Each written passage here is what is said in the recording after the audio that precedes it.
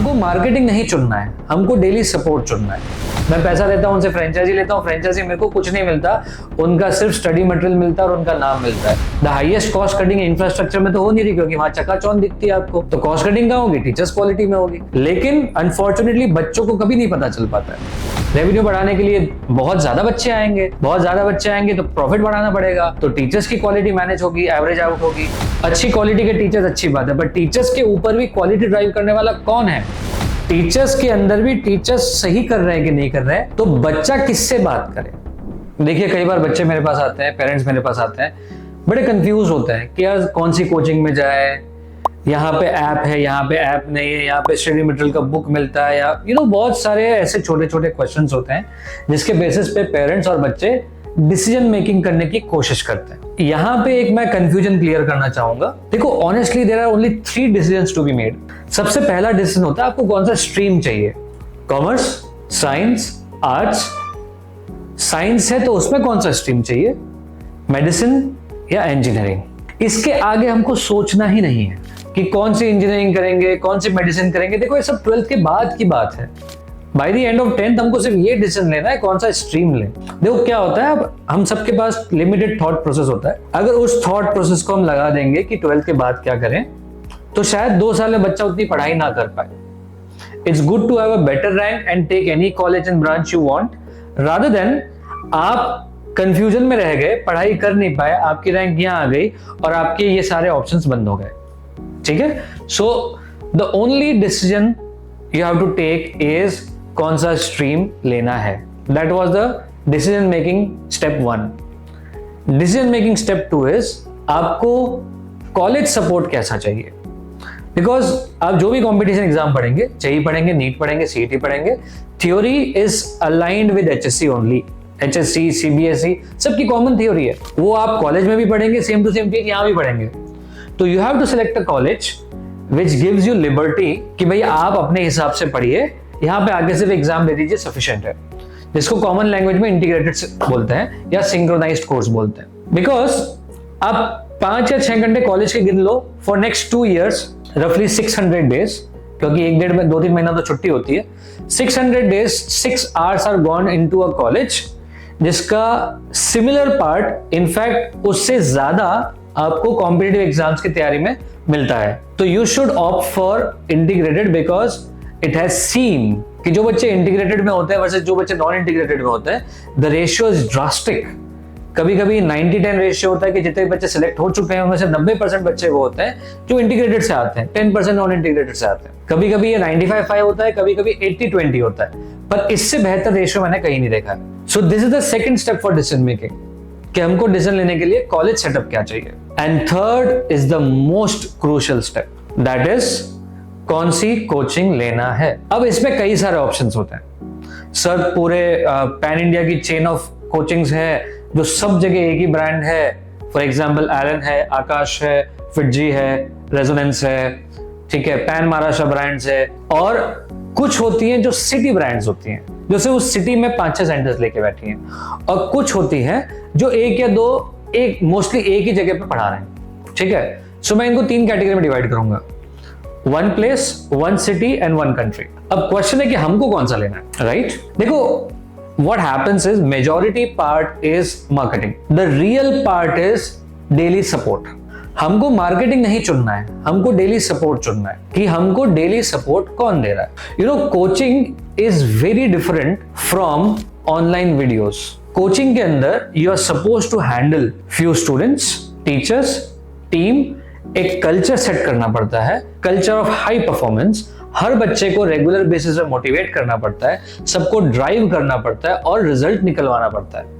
That's the offline coaching. Online coaching is basically a virtual delivery method जिसके अंदर majority cases में one side ही होता है, even though it's a 2-way classroom, but in most of the cases it's a business product। तो 100-200 बच्चे होते हैं। हमारा बच्चा अगर 10 सवाल पूछ सकता है क्लास में खड़े होकर, तो वहां पे शायद एक ही सवाल पूछता है, और पूछेगा भी तो इतने सारे सवाल होते हैं शायद ही उसका आंसर दिया जाए, क्योंकि टीचर को भी पोर्शन कंप्लीट करना होता है। सो online is a product delivery method while the offline is result driving system। इन दो में हमको सबसे इंपॉर्टेंट बाइफर्केशन करना पड़ेगा। What do you want? Do you want only product delivery? कोई दिक्कत नहीं, सबसे सस्ता प्रोडक्ट उठा लीजिए, मार्केट में 2000-4000 पूरा सिलेबस का वीडियो मिल जाता है, ठीक है। और इसका एक्सट्रीम हाई एंड होता है जब गिन के 8-10 बच्चों की लाइव क्लास होती है, but it's still a virtual interface, ठीक है। It's not bad, but if it is done for the whole course may not give you that output which a offline coaching and a culture is able to give you. It is as good as अगर एक group मिलके decide करे कि हमको इस direction में आगे बढ़ना है, तो वो ग्रुप बहुत ज्यादा स्ट्रांग बनता है, वीक बच्चे को भी लेके चल लेता है। यहीं पे एक इंडिविजुअल को आगे बढ़ना है तो बहुत ही इंडिविजुअलिस्टिक कैपेसिटी में उसको आगे बढ़ना होता है, and that is why the results always come from the offline coaching in the exceptional cases only. I repeat, exceptional cases only videos are able to drive the results, ठीक है। इसको आप ऐसे समझिए, बड़े लोग एट द एज ऑफ 30, 35, 40 अगर इनको बोला जाए कि आप मॉर्निंग वॉक करिए रोज सुबह 10 मिनट्स 15 मिनट्स के लिए, शायद आपका लाइफ स्पेन 2-3 साल बढ़ जाएगा। आप सोचो, इतने मैच्योर्ड लोगों को कहा जाता है कि आपकी लाइफ बढ़ रही है, तब भी रोज मॉर्निंग वॉक नहीं हो पाता है। अब यही चीज कनेक्ट करिए बच्चों के साथ। मैं बच्चे को बोलूं बेटा 2 साल रोज तेरे को पढ़ना है, तब जाके तेरा सिलेक्शन होगा। आपको क्या लगता है एक मैच्योर बंदा लाइफ बढ़ाने के लिए कंसिस्टेंट हार्डवर्क नहीं कर पाया? ये तो 15 साल का बच्चा है। And that is why you don't do morning walk alone, you go to a group, you go to a club जिसमें सारे लोग सुबह साइकिलिंग करते हैं, मॉर्निंग वॉक करते हैं, या you go to the gym जहां पे कोई और बंदा खड़ा है कि बेटा कर। And that is why online coachings are good for support system कि अगर देखना है तो। Offline coachings are actually driving the results. तो ये थर्ड डिसीजन में पहला बाइफर्केशन तो हमने क्लियर किया कि ऑफलाइन करना है कि ऑनलाइन करना है। अब ऑफलाइन के अंदर कौन सा करें? सर ऑनलाइन कोचिंग है, उसी ने ऑफलाइन डाल दिया। पूरा इंडिया का ब्रांड है, उसी का ऑफलाइन है। पूरे सिटी का ब्रांड है, उसी का ऑफलाइन सेंटर मेरे बाजू में है। या सर वो एक शटर सिस्टम है, एक दुकान है, वहां पे जा रहा हूं मैं, वहां पे 2-3 टीचर मिलकर पढ़ाते हैं। These are the 3 category of coachings. Now तीनों के अपने फायदे और नुकसान है, हमको चुनना है कि कौन सा। चलो एक एक करके सबके फायदे नुकसान सुनते हैं। पहला सबसे बड़ा जो पैन इंडिया है, जिसके 100-200 सेंटर्स हैं, उसने आपके यहाँ पे फ्रेंचाइजी डाल दी या एक्सटेंशन डाल दिया, डजंट मैटर। तो टीचर्स तो देखो यहीं से आ रहे हैं।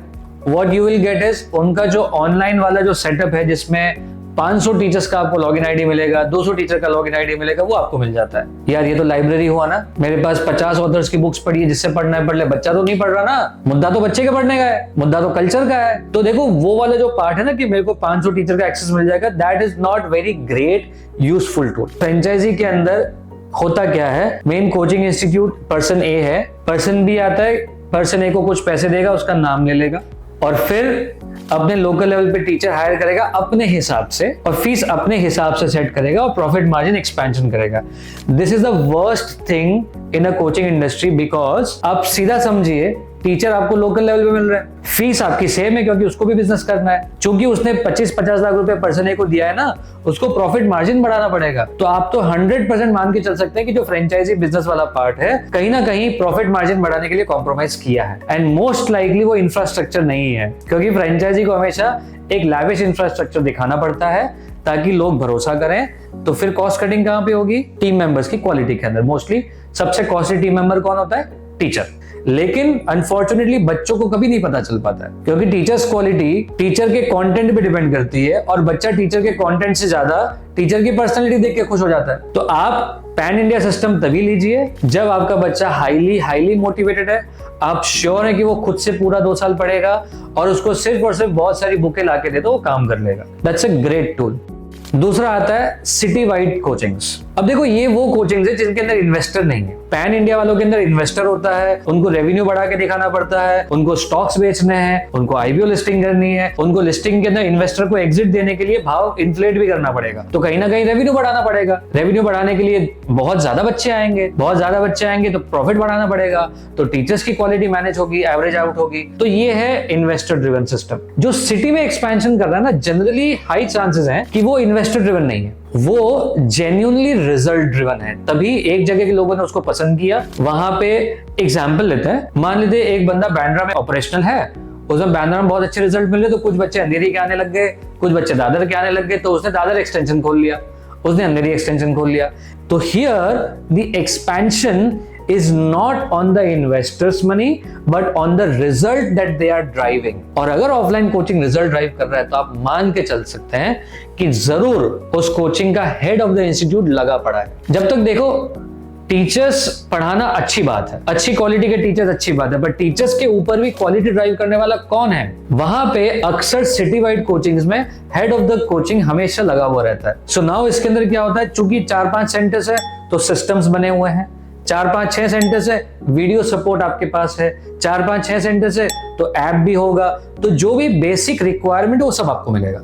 चूंकि ये इन्वेस्टर ड्रिवन नहीं है, they always go for good teacher to maintain their quality, क्योंकि उनके पास 500 टीचर का ऐप देने के लिए नहीं है आपके पास। They maintain a good quality of teachers, तो यहाँ पे आपको टीचर्स क्वालिटी अच्छी मिलेगी। नाउ टीचर्स के अंदर भी टीचर्स सही कर रहे हैं कि नहीं कर रहे हैं, तो बच्चा किससे बात करे, तो हेड ऑफ द इंस्टीट्यूट अक्सर लगा हुआ रहता है और बच्चे के पास हमेशा हेड ऑफ द इंस्टीट्यूट का डायरेक्ट एक्सेस होता है। हो सकता है 2 हफ्ते में एक बार जाके बच्चों से मिल रहा है, वो उसका मेल आईडी फोन नंबर बच्चों के पास है, फीडबैक सिस्टम सारा feedback head of the institute पढ़ रहा है। तो ऐसे केस में there is a responsible person, वो इंस्टीट्यूट का हेड रिस्पांसिबल है अपने टीचर्स की क्वालिटी का, और जब टीचर्स की क्वालिटी का रिस्पांसिबिलिटी ली जाता है तो टीचर्स अपना क्वालिटी देता है, और टीचर्स क्वालिटी देगा तो ओवरऑल रिजल्ट बढ़ रहा है, इसीलिए तो वो सिटी में एक्सपेंशन कर रहा है। So it has systems, it has good teachers, it is driving results. अब आते हैं द स्मॉलेस्ट कोचिंग सेंटर, जिसमें एक शटर है, 3-4 टीचर और सब्जेक्ट वाइज टीचर मिलके पढ़ा रहे हैं। इस केस में क्या होता है, यू लैक सिस्टम्स। वहां पे ना तो रेगुलर टेस्ट का सिस्टम्स होता है, ना रेगुलर शेड्यूल का सिस्टम होता है, ना वहां पे वीडियोस का सिस्टम होगा, वहां पे टीचर कमिटेड है। यस, अब यहाँ पे देखो कई बार क्या होता है, 2 साल का जर्नी है, कई बार बच्चा एब्सेंट हो जाता है, उसको पुराना रिविजिट करना पड़ता है, लेकिन टीचर तो वहां पे सिस्टम के बिना चल रहा है, टीचर अपनी जान पूरी छोक रहा है। पर अगर मेरा बच्चा बीमार हो गया, 2-3 दिन बुखार आ गया, तो एक चैप्टर छूट जाता है, उस चैप्टर के बेसिस पे आगे वाला चैप्टर वीक रहता है। वैसे केस में बच्चे को स्पेशलाइज्ड सपोर्ट सिस्टम नहीं मिल पाता है। मान लीजिए मेरा बच्चा फिजिक्स के एक चैप्टर में एब्सेंट हो जाता है, लेट्स से न्यूटन लॉस। अब न्यूटन लॉ में एब्सेंट हो गया, अब 2 हफ्ते बाद क्लास जा रहा है, उसके साथ सीधा न्यूटन लॉ के आगे वाला चैप्टर चालू हो गया, ना तो न्यूटन लॉ हो पा रहा है, ना आगे वाला चैप्टर हो पा रहा है, इससे कनेक्टेड चैप्टर्स भी वीक हो जाते हैं। लेकिन टीचर्स तो बहुत बिजी है, सिंगल टीचर है ना, इसलिए बच्चे का डाउट सॉल्विंग भी नहीं हो पा रहा। तो वैसे केस में अटेंशन बहुत है, पर सिस्टम ना होने की वजह से ग्रोथ नहीं है, इसलिए रिजल्ट्स आ नहीं पा रहे हैं। अगर रिजल्ट आते तो वो भी सिटी में एक्सपेंशन करते। वो कोचिंग है जो सिटी वाइड एक्सपेंशन कर रही है, उसके अंदर कौन सी कोचिंग डिसाइड करें, उसमें भी तो ऑप्शंस है ना हमारे पास। बहुत सिंपल है, आप कोचिंग में जाइए, जाके देखिए आप किससे मिल रहे हैं, क्या आप रीजनल हेड से मिल रहे हैं, क्या आप फैकल्टी से मिल रहे हैं, क्या आप काउंसलर से मिल रहे हैं। अगर आप काउंसलर से मिल रहे हैं, इसका मतलब आप समझ लीजिए कि ये प्रॉपर कॉर्पोरेट सिस्टम बन चुका है। काउंसलर के साथ साथ अगर आपके पास हेड ऑफ द रीजन हो या फैकल्टी अवेलेबल हो, that mean they are genuinely concerned about you. और इसमें भी और बेटर वो होते हैं जहां पे आपके बच्चे या आपके पास सीधे हेड ऑफ द इंस्टीट्यूट का फोन नंबर भी हो और हेड ऑफ द इंस्टीट्यूट वहां पे विजिट भी करता हो। तो ऐसे केस में आप अश्योर्ड है कि भाई मेरा बच्चा उस इंस्टीट्यूट के हेड के पास जा रहा है, रीजनल हेड भी रिस्पॉन्सिबिलिटी ले रहा है, और फैकल्टी मिला है तो मैं फैकल्टी से भी मिलूंगा। That means the institute does not stop you to meet faculty. अक्सर क्या होता है, एडमिशन के बाद टीचर्स पेरेंट से नहीं मिलते हैं, सिर्फ काउंसलर्स पेरेंट से मिलते हैं, जबकि बच्चा टीचर से मिलता है। तो ये एक मिसमैच हो गया, बच्चा टीचर से पढ़ रहा है, आप काउंसलर से मिल रहे हैं, आप कभी टीचर से मिल ही नहीं पा रहे हैं। सो आप कभी भी अपने बच्चे का नाम डिस्कस नहीं कर पाएंगे टीचर्स के साथ। Got it? So this is how you choose a system जहां पे आपके बच्चे को एकेडमिक सपोर्ट मिलेगा, उसके अलावा एक्स्ट्रा सपोर्ट मिलेगा वीडियोस के फॉर्म में, और एक सबसे इंपॉर्टेंट है रिजल्ट ड्राइविंग कल्चर। सो देखो 3 स्टेप, स्टेप 1 कौन सा stream, step 2 integrated non integrated, step 3 कौन सा कोचिंग। इन 3 के बेसिस पे आप अपना डिसीजन मेकिंग कर सकते हैं।